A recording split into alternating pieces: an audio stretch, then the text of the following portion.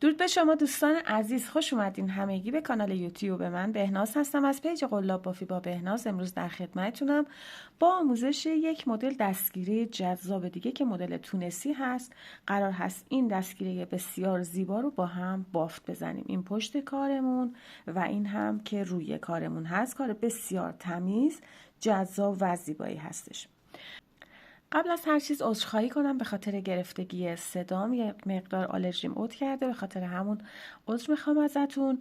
در مورد نخی که استفاده کردم، من این کار رو با کانوای چلس بافت زدم و قلاب شماره 3 میل که برای من اندازه این کار رو بخوام داشته باشم، از هر طرف اون رو بخوام اندازه بگیرم، برای من 15 سانتی متر شده. با هر کانوایی هم میتونید اون رو ببافید. خب بهترین نوع کانوا برای دستگیره و پات هولدرها بهتر از نخی باشه که کتان داشته باشه، ولی من این رو با چلس بافت زدم. یه ایستایی خوبی هم به کارم داده. از دو رنگ نخ هم در این کار استفاده کردم. بریم با هم دیگه این آموزش بسیار زیبا رو داشته باشیم. قبل از اون ممنون میشم که ویدیو رو لایک کنی و کانال رو هم سابسکرایب داشته باشی و ویدیوها رو فقط لطفاً در کانال یوتیوب دنبال بفرمایید. برای شروع کارمون ابتدا یک گره میزنیم روی قلابمون و 4 تا زنجیره میزنیم.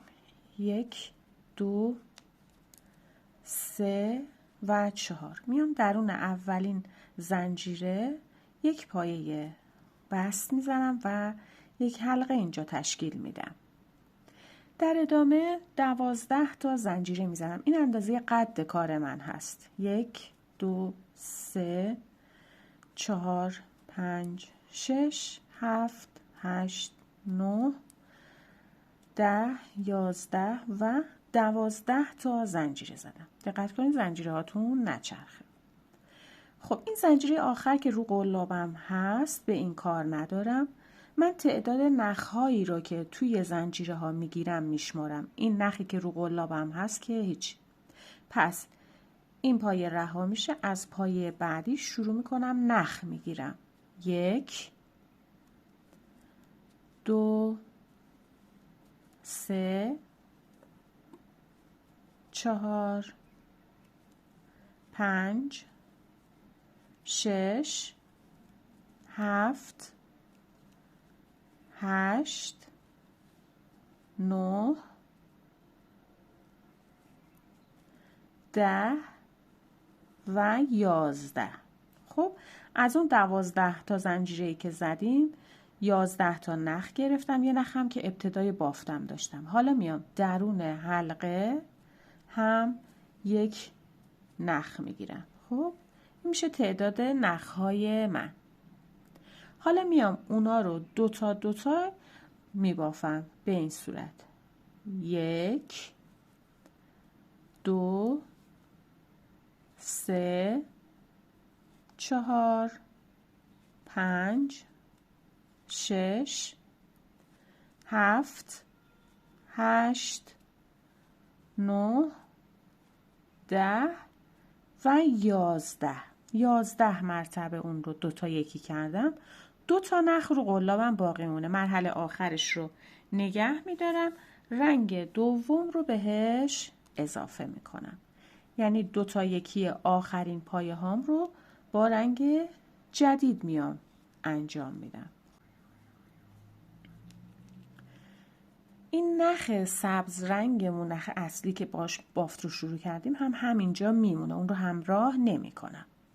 خب میام ادامه میدم. ببینید از روی این 2 تا پایه آخر که الان من اون رو 2 تا یکی کردم، به اون کار ندارم. از اولین پایه بعدش اینجا شروع میکنم، باز نخ میگیرم. 1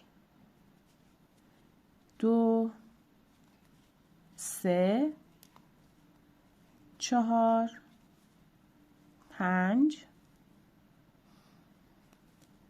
6 7 8 نخم رو کامل بگیرم. 9 10 و پایه آخر 11.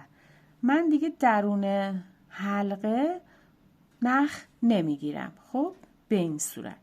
و باز در ادامه میام اونا رو دوتا بافت میزنم. توی هر رجی که ما میبافیم یه دونه کم میشه. حالا میبافیم متوجه میشیم. به این صورت 1 2 میخوام 2 3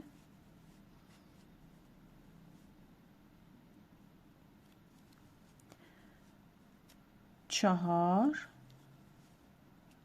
5 6 7 8 9 و 10. توی رجع قبل 11 بار بود دیگه، حالا الان شد 10 مرتبه. اون رو دوتا یکی کردم. دوتا پایه آخر که رسیدم میام تعویض رنگ میکنم. این نخ کرم همیشه اینجا قرار میگیره ولی همراهمون نیست. با رنگ سبز دوتا یکی کار رو انجام میدم. خب حالا ادامه میدم. از روی اولین پایه شروع میکنم. پایه های کرم رو میگیرم. 1 الگوی بافت همین هست. 2 3 4 5 6 7 8 9 و 10. ببینید پایه آخر دوتایی هست. من فقط لوپ جلوش رو میگیرم 10 مرتبه. خب و دوباره اون رو بافت میزنم دوتا 1 2 3 4 5 6 7 8 و 9. باز هم دوتا برام باقی مونده. میام با رنگ کرم اون رو کامل میکنم و به این صورت میبافم. ما این الگو رو اینقدر ادامه میدیم تا این پایه هامون، تعداد پایه هامون دونش به 1 برسه. از پایه بعد ادامه میدم. 1 2 3 4 5 6 7 8 و 9. پایه آخر همونطور که گفتم یه پایش رو میگیرم، یه لوپش رو و بافت میزنم. 1 2 3 4 5 6 7 و 8. باز هم تغییر رنگ دوتای آخر رو با سبز میام انجام میدم و ادامه میدم. 1 2 3 4 5 6 7 و 8 و میبافم. 1 2 3 4 5 6 و 7. باز هم تغییر رنگ انجام میدم دوتای آخر به این صورت. 1 2 3 4 5 6 و 7. اون رو میبافم. 1 2 3 4 5 6. دوتای آخر رو تعویض رنگ انجام میدم به این صورت. ادامه میدم. 1 2 3 4 5 و 6. حالا اون رو میبافم. 1 2 3 4 و 5. تغییر رنگ انجام میدم به کرم. ادامه میدم. 1 2 3 4 و 5 میبافمش. 1 2 3 4 تعویض رنگ به سبز، ادامه میدم. 1 2 3 4 میبافم. 1 2 3 آخری رو تعویض رنگ انجام میدم به کرم، ادامه میدم. 1 2 و 3 میبافم. 1 و 2 تعویض رنگ به سبز. 1 و 2 میبافمش 1 بار، تعویض رنگ میدم به رنگ کرم. ببینید به این صورت ما اون رو بافت زدیم. و حالا یه دونه پایه دارم، اون یه دونه پایه رو هم میگیرم با کرم، تعویض رنگ دوتای آخرش میفته با رنگ سبز طبق الگویی که بافت میزدیم. من الان یک قسمت کار رو کامل کردم، یعنی شما هر دفعه که میخوایم شروع کنیم و ادامه بدیم باید تا به اینجا برسونیم. به این قسمت که رسیدیم میایم قسمت دوم الگو رو بافت میزنیم. ببینید الان من یک قسمت بافت رو اینجا این الگو رو بافتم. خب حالا میخوایم الگو رو ادامه بدیم، از ابتدا الگو رو بافت بزنیم. به چه صورت؟ با رنگ سبز، یعنی رنگی رو که شروع کردید از ابتدا برای تکرار دوباره الگو باید با همون رنگ باشه. این رو دقت کنید. میام از ابتدا برای شروع از اولین پایه سبز. ببینید توی این قسمت ما 2 تا پایه داریم، 2 تا نخ هستش از هر رنگ، ولی ما فقط لوپ جلویی پایه ها رو میگیریم. خب از رنگ سبز، 2 تایی رنگ سبز شروع میکنم، روی اولین پایه نخ میگیرم. 1 میام روی کرم ها اولی، 2 3 4 5 6 7 8 9 باید مثل اول همون تعداد باشه. 10 دونه آخر 11 میام توی خود حلقه یک نخ دیگه 12. این به غیر از اون نخیه که من این ابتدا داشتم. خب به این صورت. حالا میام اینا رو 2 تا 2 تا بافت میزنم. تکرار از ابتدای رج هست. 1 2 3 4 5 6 7 8 9 10 و 11. به این صورت 2 تای آخر رو میام باز هم تعویض رنگ انجام میدم. همونطور که گفتم تکرار دیگه از اول رج هست. خب حالا از اولین پایه سبز شروع میکنم دوباره. 1 2 3 4 5 6 7 8 9 10 و پایه آخر 11.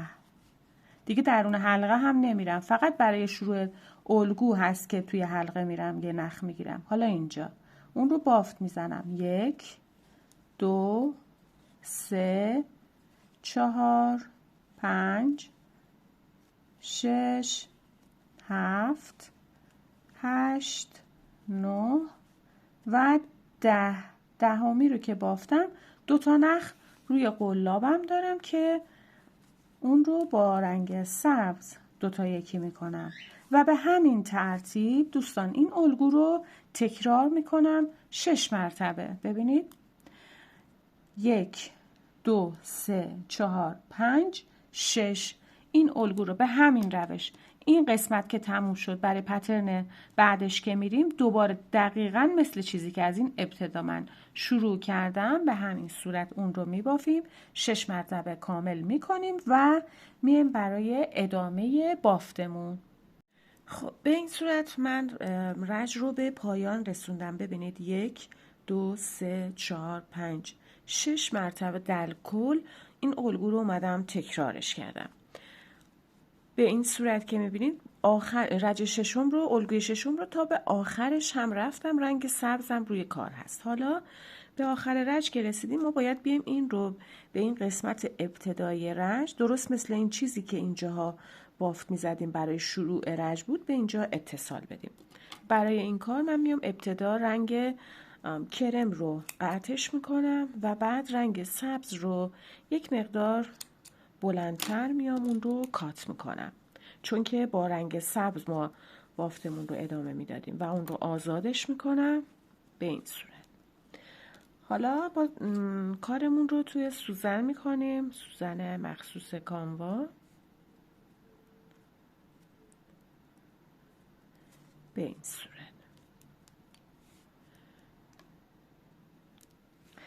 خب برای اینکه حالا اتصال کار رو برقرار کنیم باید همونطور که گفتم جوری اون رو دوخت بزنیم که مثل این قسمت ها باشه. خب به این ترتیب من میام ابتدا از زیر گندمی سبز سوزن رو به پشت میبرم به این و دوباره زیر گندمی کرم رنگم از همون پشت بافت سوزن رو وارد میکنم و در واقع نخ به رو میاد به همراه سوزن. باز بر میگردم از این قسمت همون پایه سبز گندمی رو که ابتدا گرفتم یک بار دیگه سوزن رو به پشت میبرم به این. حالا در ادامه میام پایین تر از این گندمی این قسمت سوزن رو به رو میارم، میام سمت دیگه کار این قسمت دوباره سوزن رو به پشت میبرم و کار رو کامل میکشم. ادامه میدم سمت دیگه همینطور که میبینید. میام توی رو به روش این قسمت ابتدا انجام میدم، اون رو ادامه میدیم تا به پایین کارمون برسیم به این صورت و یک پای پایین تر رو به روی هم دیگه. حالا اون رو کاملش میکنیم به همین شکلی که دیده میشه.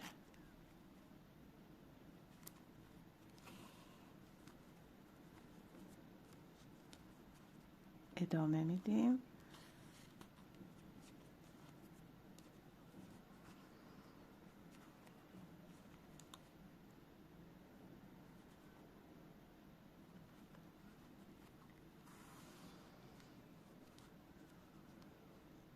قسمت آخر رو هم به همین صورت کاملش میکنیم و به پشت میبریم کار رو به این صورت. خب وقتی که کامل مطمئن شدیم که کارمون کامل شده، حالا سوزن رو پشت باف لابلای کار میچرخونیم و تمیزکاری بافت رو در واقع انجام میدیم و نخ رو سفتش میکنیم و اون رو در واقع محکم میکنیم. به همین صورت بقیه نخهای که پشت بافت داریم رو هم به همین صورت درون سوزن میکنید و اون رو پنهونش میکنید، نخهای اضافه که باقی مونده توی کار. خب در ادامه حالا من همینطور که میبینید تمیزکاری کار رو انجام دادم. میخوام حاشیه کار رو داشته باشم. ببینید این قسمتی هست که ما در آخر اومدیم اتصال دادیم.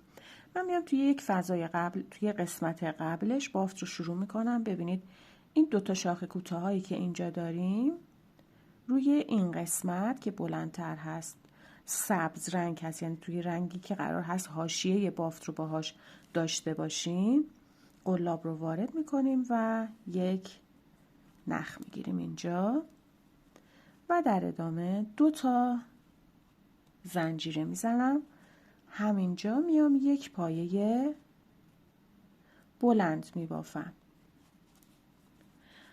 پایه کرم رنگ رو رها میکنم، میام توی پایه سبز رنگ بعدی یک پایه بست،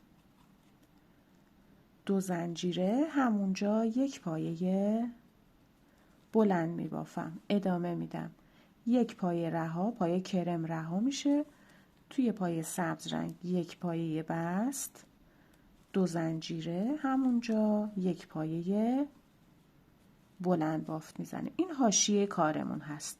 خب این رو ادامه میدم تا بیام برسم به این قسمت بافتمون. خب ببینید به این صورت من این حاشیه بافت رو رفتم. حالا به این قسمت که رسیدم، این جایی بود که آخر بافتمون بود. میام اینجا این پایه رها میشه، روی پایه بعدی یک پایه بست میزنم. حالا اینجا میخوام مثل این الگومون این گوشه کار روی چند تا زنجیره داشته باشم که برای آویزه بافتم راحت تر باشم. میام اینجا یه تعداد زنجیره میزنم، 1 2 3 4 5 6 7 8 9 و 10 تا زنجیره زدم توی همون فضا که پایه بست زده بودم. همونجا میام یک پایه بست میزنم، 2 تا زنجیره میزنم، همونجا یک پایه بلند میبافم، یک پایه رها میشه، روی پایه بعد یک پایه بست، 2 زنجیره، همونجا یک پایه بلند میبافم. ببینید این میشه شکل گوشه بافتمون که بهش آویز دادیم. و این الگو رو دور تا دور دیگه ادامه میدم. یک پایه رها، پایه بعد یک پایه بست، 2 زنجیره و همونجا یک پایه بلند. الگو تکرار هست، یک پایه رها، یک پایه بست. به همین ترتیب این الگو رو دور تا دور کامل میکنم. به این صورت من رج رو به انتها رسوندم. در آخر رج توی فضای اولیه بافتمون یک پایه بست میزنم و نخ رو اینجا آزادش میکنم به این صورت و اون رو میبرم پشت بافتمون و میتونیم با سوزن اون رو بچرخونیم و تمیزکاری کارمون رو اونجا انجامش بدیم. به این صورت دوستان کار بسیار زیبابون رو به اتمام رسوندیم. یه دستگیری فوق‌العاده زیبا که اون رو توی 2 رنگ بافتیم. امیدوارم که از این آموزش زیبا هم لذت کافی رو برده باشید. مرسی که تا این لحظه با من همراه بودید. تا یه آموزش دیگه، خدا نگهدارتون.